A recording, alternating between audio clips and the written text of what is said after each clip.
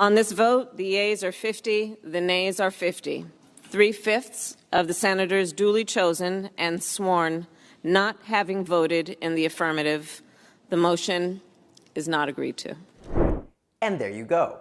Republicans officially filibustered the For the People Act, blocking essential democracy reforms to curb money in politics, expand early voting, and much more. Now, we're not surprised, we knew it was coming, and we're ready to fight back. Let's talk about it. My name is Pablo, and this is Indivisible Weekly. Thanks for joining us. Now, we have been talking about this moment for months.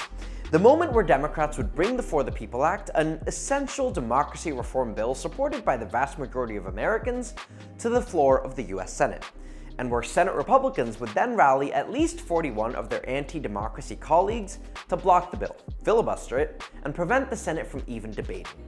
In the end, all 50 Republicans voted against the motion to proceed on the For the People Act. Now, this wasn't surprising. Like I said, we expected this. And for us, the fight is really just getting started. But what happened on Tuesday was important because it was a reminder, in fact, a confirmation of the fact that Republicans will never ever vote to protect our democracy, no matter how many voter suppression bills are passed across the country. Here's Majority Leader Chuck Schumer, who spoke after Senate Republicans filibustered the For the People Act. Mr. Majority Leader. Madam President, I want to be clear about what just happened on the Senate floor. Every single Senate Republican just voted against starting debate on legislation to protect Americans' voting rights. Once again, the Senate Republican minority has launched a partisan blockade of a pressing issue here in the United States Senate, an issue no less fundamental than the right to vote. I've laid out the facts for weeks. Republican state legislatures across the country are engaged in the most sweeping voter suppression in 80 years, capitalizing on and catalyzed by Donald Trump's big lie. These state governments are making it harder for younger, poorer, urban, and non-white Americans to vote. The stakes are clear and always have been. What Republicans are doing is clear and always has been. By voting to block the For the People Act, Senate Republicans doubled down on their commitment to obstruct, delay, and destroy any plans that we have to save our democracy. But the fight's not over. In fact, it's just getting started. Because by filibustering the For the People Act, Senate Republicans have started a fight that the American people will not allow them to win. A fight between an antiquated, racist parliamentary procedure, the filibuster, and the very survival of our democracy. That's what this is about.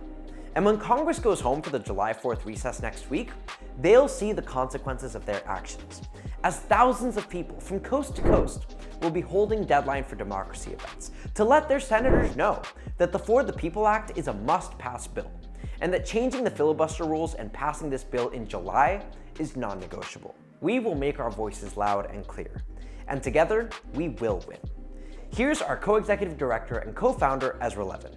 Politicians have a very scientific method for figuring out what they're going to do. They lick their finger, they stick it up into the air, and they see which way the wind is going to blow.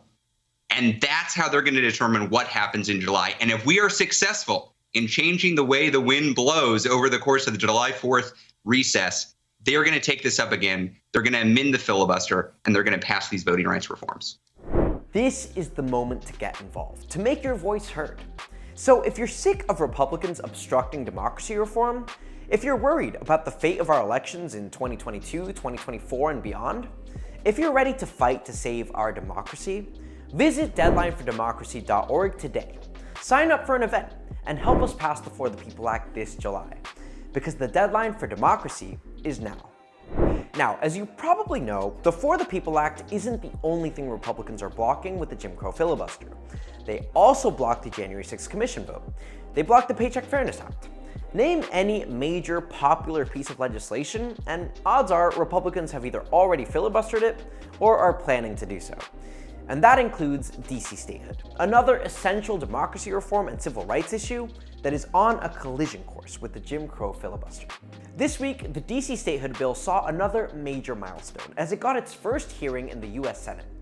This was a historic moment, and it shows that momentum for DC statehood remains at an all-time high. Here's Congresswoman Eleanor Holmes Norton, who spoke about this historic moment and the choice facing the Senate this summer. This hearing is of historic significance because it is only the second Senate hearing on our D.C. statehood bill in the nation's history. 54% of the American people, more than half of the American people, support D.C. statehood, according to a recent, very detailed poll. This is the greatest support for D.C. statehood in the nation's history. Congress does have a choice. It can continue to exclude D.C. residents from the democratic process, forcing them to watch from the sidelines as Congress votes on federal and D.C. laws, and to treat them, in the words of Frederick Douglass, as aliens, not citizens, but subjects. Or it can live up to our nation's founding principles and pass our D.C. statehood bill. The time for D.C. statehood is now. The Senate needs to act, just as it needs to act on S1. It's no coincidence that Republicans are using the filibuster to block these democracy reforms. I mean, that's what the Jim Crow filibuster has always been about. But this summer, we have a chance to change the trajectory of all of this. To save our democracy, to stop these voter suppression bills, to make DC a state, and yes, to create a government that truly is by the people, for the people. But it's up to us, and it starts with the For the People Act. So visit deadlinefordemocracy.org right now. We need you in this fight, and together we will win. Thanks so much for watching this week's episode of Indivisible Weekly. Be sure to like and subscribe, and check out the links below for more ways that you can get involved. Thanks everyone, take care, and I'll see you next week.